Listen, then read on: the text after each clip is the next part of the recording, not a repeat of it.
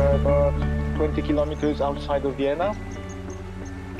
I know this place very well. I've been here on a number of occasions.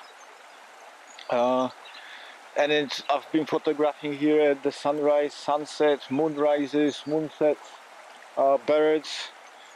The place changes dramatically over time. I mean, it looks very different in winter, it looks very different in spring, and then in autumn, in fall. I was a bit worried that because of floods and melting snow, sometimes it could be really high waters, and I've actually been here on during such situations where I couldn't even access the place. It was so much water, and with quite a strong current. Today is quite low, so we'll go to my well-known spot, and I will show you how to work with polarizers. I have 3 or 4 with me, actually 5 with me today, and I will mount them on the camera and I will try to show you the difference. Each of them is different, and you will see the effect. So let's get the gear out. As you see in the trunk, there's quite a lot of stuff here. Actually, I took quite a few. I have 3 tripods, 4 cameras today, but mainly for the purpose of the video, not really for purpose of shooting. And let's get shooting.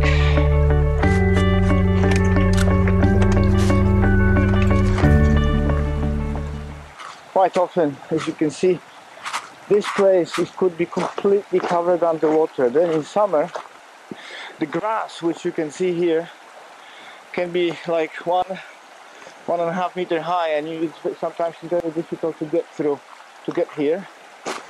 But now, as expected, it's quite muddy, grey, and there's not much to see, but there is water, and this is what's interesting for us. It's a grey weather, grey day. Not really photography day, but I had this idea in mind to do video about polarizers, and at least it's not raining, it's getting warmer. We have some water, and I mean, the best place to show how the polarizer works, and I have actually few different polarizers which I mentioned before in the car, and I will show you exactly what I meant, that they work differently. Also, I will be using 24-70mm, which is mounted now. I will switch later to 16mm, and on a full frame camera you will see how much vignetting you can get with polarizer and the mounting sets, like the one I'm using from Lee. What is the limitation? How far you can go away with the focal length, how wide you can photograph with 2 or 3 filters stacked on. And let's try. Further down, about half a kilometer, maybe a bit more, actually this sort of pond, lake, creek joins the main Danube stream. We have here a few trees. At the moment they really look pale and not really colorful. I mean, probably in 2-3 months, no, not 2-3 months, in about a month from now, which like end of March, when the really colors, the spring colors will come back, it will be way nicer, and I will come here for sure. I've shot here so many times. I have actually on my website, there is a picture with moonrise, which was shot exactly in this spot. What I like here, especially during the sunset, which typically occurs around this area, you have this fantastic color of clouds, of course not today, and the sky reflection in the water. I mean, normally there's no waves. I never use here the long exposure because it doesn't make sense, but here is absolutely beautiful, amazing place to play with polarizers. ND grids, sometimes I'm using, sometimes I'm not, depending on what the mood I'm in.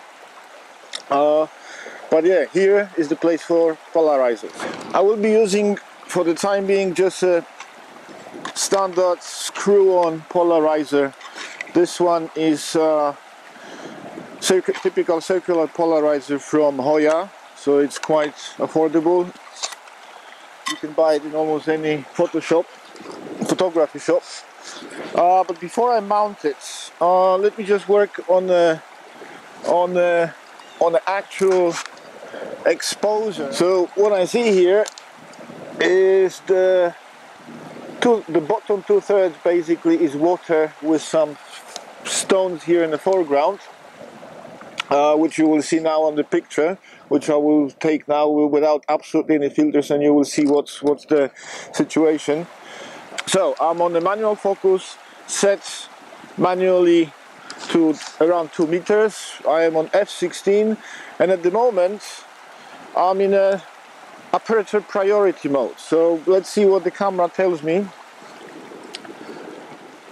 It tells me with ISO 100, it tells me 1/20th of a second. So there's absolutely zero filters. And let's give it a go. Let's check the histogram. I'm on a full screen. Histogram looks good. I hope you can see it on the screen. Let me magnify it. So this is good. There's absolutely no highlights blown. Let's see what the polarizer does. So I'm mounting it on.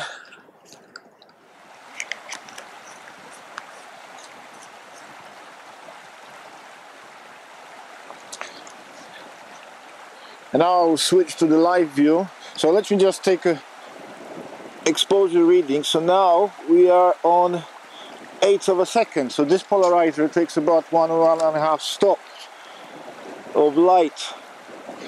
Let's take a picture.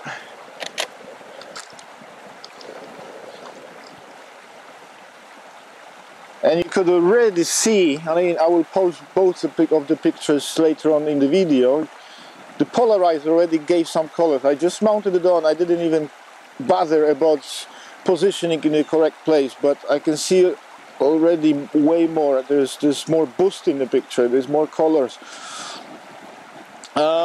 Let me switch on the video on this camera. So actually now I am in. I'm filming together with this, so that you can immediately when I start rotating the polarizer, you see how the water changes. Now there's almost no details in water, it's just a reflection of the sky. So I keep rotating. Now look what happens. The whole picture becomes warmer. Again, different polarizers, besides the cutting on reflections, they might give some warming effect to the picture. So it's sometimes a good option to actually set the camera white balance to manual. At the moment for the video I'm using auto white balance, but I might correct it in post-processing. So let me take a picture. I mean, I can still do the picture together with the video. So now this is a picture. As you see, there is nothing, almost nothing in water. There you go. It takes a second to switch back to the video. And now I'm rotating about 90 degrees. You can see the sand just in front of me, which is underwater. So we have taken those two pictures. This was standard screw-on polarizer from Hoya. Now let's use the Lee filters. So to use filters from Lee, except the grads, which sometimes I'm lazy and I don't bother about putting on the holding unit, you have to mount the filter holder, so which comes separately, and then you get separately the rings, which have a different diameter, different thread. So now we are now on with the 2470. So this is a 77 millimeter thread. So we are just putting the ring, and we will put now the filter holder. There you go.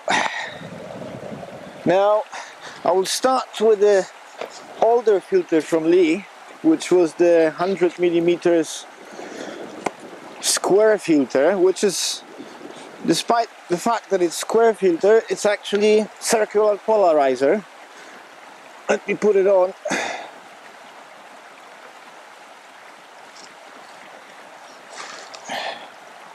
And now you see on the video, which I'm still actually filming, what happens to the picture.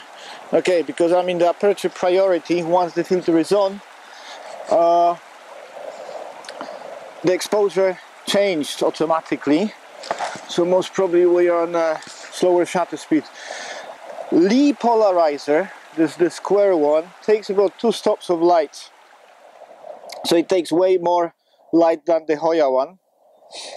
In this situation, the way I mounted it, I didn't bother about checking up front, should I use this angle or the other angle, because I don't have any other filter. If you have a grad, then it becomes problematic, because if you want to position the line of the grad parallel to the horizon, or to subjects you want to make it darker or brighter, then rotating with the grad, you will actually also move the polarizer, the angle of the polarization. When I start rotating,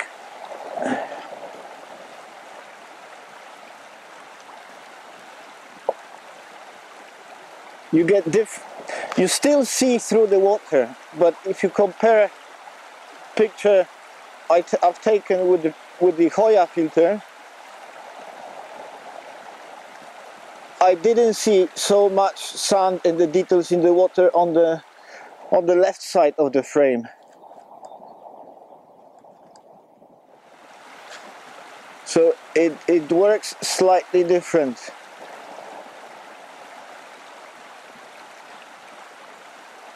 And actually now this bottom left corner becomes really dark. You could see it here. So you have to, I like this actually, but in this case I like this much more than the one with the Hoya. However, if you look now at the holder, there's no way I can put the ND grad, because it's not straight, so I cannot, even if I simply take it out, rotate it 90 degrees and slide it back, so it would say it would be in this position, I cannot put the ND grad, because then the line of the horizon would be going upwards, which is not the case. So then Lee came up with another filter, which is 105 millimeters, real, again circular polarizer, but it's so massive, and it's a screw-on filter. But the problem is, now, like you see now, I'm on the if you look now on the picture, I changed the focus by mistake, but on the picture there's no vignette, so I'm on a 24 millimeters focal length on a full frame camera with the slim ring on and the holder system, I mean with the holder, and which I have here on the holder 3 slots, so I can put up to 3 filters, and I still don't get any vignetting, which is fantastic. Now if I put this filter on, let me just unscrew it so I can show you. So you have a very I mean the holding unit is exactly the same. The only difference is that you have to get additional ring which you screw on in front, and then you have this massive circular polarizer. This is 105 millimeters, and you screw it on. So because it's so big and it's creating so much vignetting, I don't want to have it permanently on, and here I have only 2 slots. So sometimes I need 3, so just to make life easier I have 2 holders, and I just switch with depending which one I need at the time. So let me take this one out, and now you'll see, oh, the picture changed. The camera compensated. This one also takes about 2 stops of light, so it's quite similar to the square one. Let me just give it a blow. So let me put it on. Now with this filter, on a 24 millimeters with 2 slots and the polarizer, you still don't get any vignetting. The advantage of this is, of course, that you can rotate the filter, the leaf filter, completely independently from the whole mounting unit. So let's play with the polarization. So as before, we start with the sky fully reflected in the water. Let's give it a shot. And now let's rotate it 90 degrees.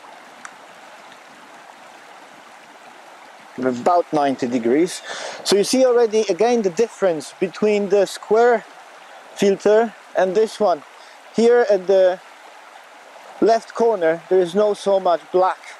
This gradient transition from the reflection to the underwater sequence, so what you see underwater is way more subtle. You still see here lots of details.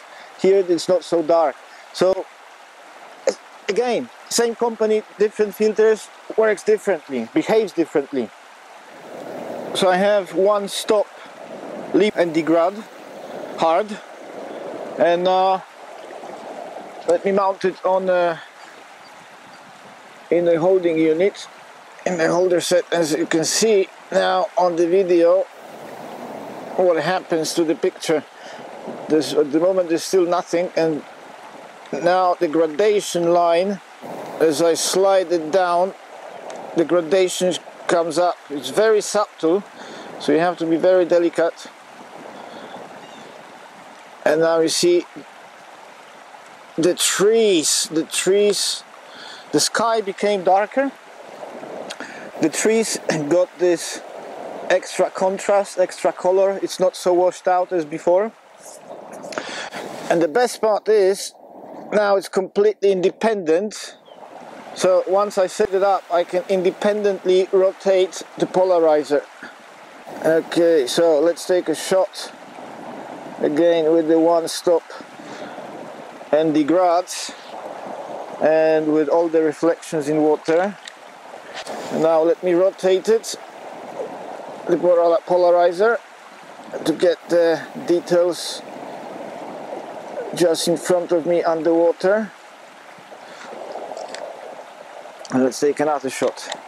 I like it. This is 24 millimeters with holders, which and on this holder I mounted 2 slots, so I can still put another filter on. And this 105 millimeters round screw-on circular polarizer from Lee, and I still don't get any vignetting on the full frame. Let's change to 1635 millimeter lens, and you see the difference. And let's put the big one, so the 105 millimeters. Now when I mount it on, you see immediately on the screen, I mean, I'm not bothered at the moment about the grad, but you see the effect. I mean, on a 16 millimeters you have huge vignette. It's like this one big circle. Let's get some nice colors in the foreground. Let's take a shot with vignetting. Now what I have to really do, so you have to change the focal length to get 0 vignetting. Basically you are at about 20-21 millimeters, which is still better than 24. You are a bit wider. And let's just correct slightly the grad, and let's take a shot. So yeah, this is a good filter, but it has some disadvantages. If I really need 60 millimeters and I still want to use some polarizers, I have another filter which is from B&W, and this is so-called slim filter with the 82 millimeters thread, so it will nicely fit on a 16 millimeter lens. And I have to take this ring off.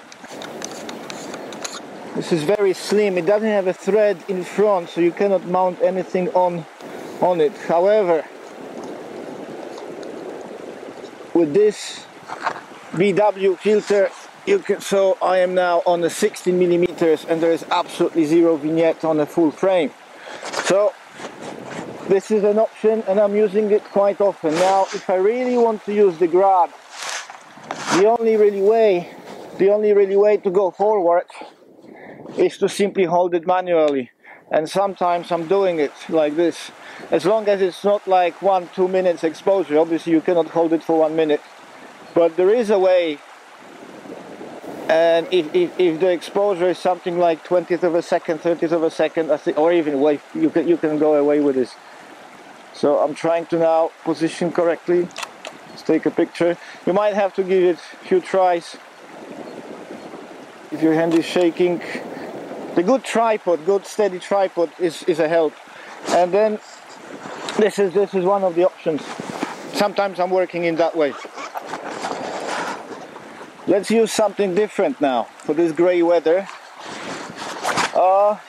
It might bring us some nice effect. You can add some artificial colors. Some people like it, some people don't like it. This is a 77 millimeters screw-on golden blue polarizer from Singh-ray. I use it from time to time. I'm trying not to overdo it, so let me mount it on. But now the problem with this filter, the main problem is the outer white balance in the camera goes completely crazy. So you have to either make sure you correct it in post-production, or I will show you in a minute how you could do it also on location using custom white balance. Let me switch on the live view. So back to 24 millimeters. Let's put it to around 2 meters manual focus, and you can see it's different. The colors, they are purple, from purple to blue, so you have a nice blue water. However, the sky is not really correct. The colors are not really correct. So what I would do as a first step, I would simply change the white balance either to a daylight or shadow, but I like to play with the custom. And let me, with the Kelvin temperature, let me just give it a go, like 6,500. So I just put on the video on this camera also, so you can see exactly what's happening on the screen. Now you see the blue water. There's blue water, purple sky. The white balance is set to 6,500 kelvins.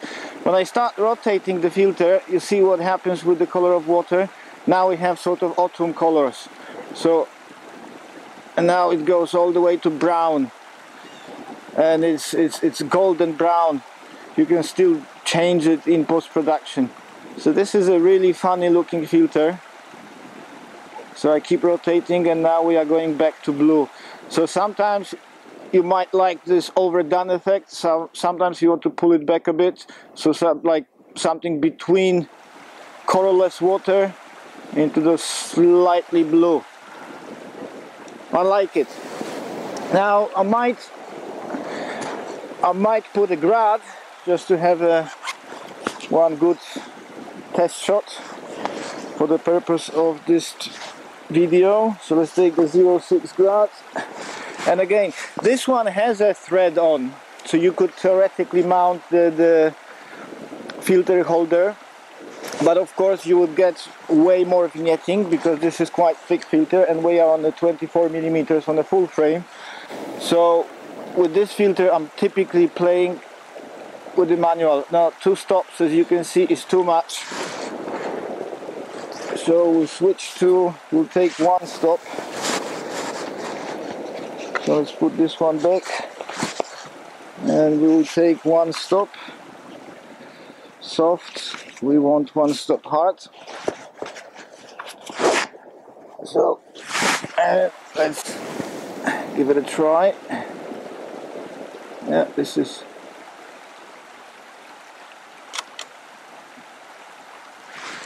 And we have a picture. The white balance, of course, is not correct. So To have 100% sure, 100% correct white balance, what I would do, I would use the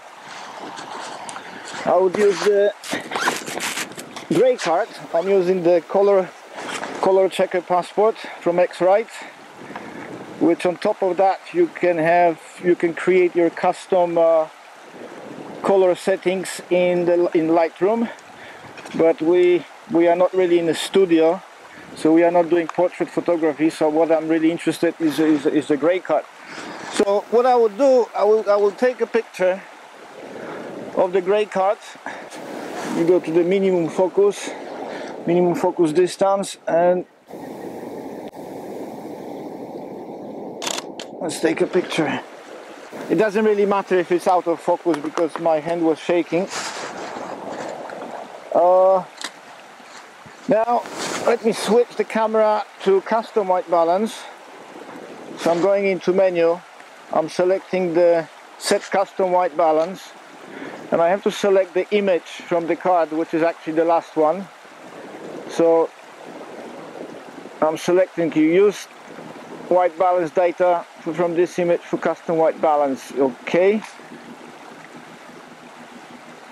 And now we have to switch the white balance settings to custom. Now if I switch on the live view, you will see it looks already way different. Colors are almost realistic. I mean the grass, the trees, they look absolutely, as I see when I compare the LCD screen to the reality, it's exactly one-to-one. The only difference is really the water, which is coming, so this polarization from golden blue polarizer. So now it's blue. Let me just keep rotating. Let me just take a picture before. Now if I keep rotating, notice that the background, I mean the trees in the back and the grass even in front of us doesn't really change. What's really affected is the water in front of us. So we are adding some, so you see now here at the corner, from basically brown, not really colorless, I mean not really dramatic pictures, we are adding some blue tint, not affecting the background, so the picture looks already quite realistic. So, I mean, you could easily overdo it with way too blue, but okay, there is no blue sky, so where did the blue color come from? So you have to play around with the settings. I mean, I sort of like it, a bit of blue, and if I now add the grad, yeah, this is the one. So let me just put it here. Let's take a picture. Not bad. I see behind me the sky is clearing. Maybe we'll make one picture later on. Not for the purpose of the video, but for myself. And we'll go backwards, so we will face the sun. So I think this is it about the filters. I showed you 4, 5. I showed you filters which I'm using. There are different effects. Maybe we'll take some pictures. I mean, the weather is changing. When I was looking at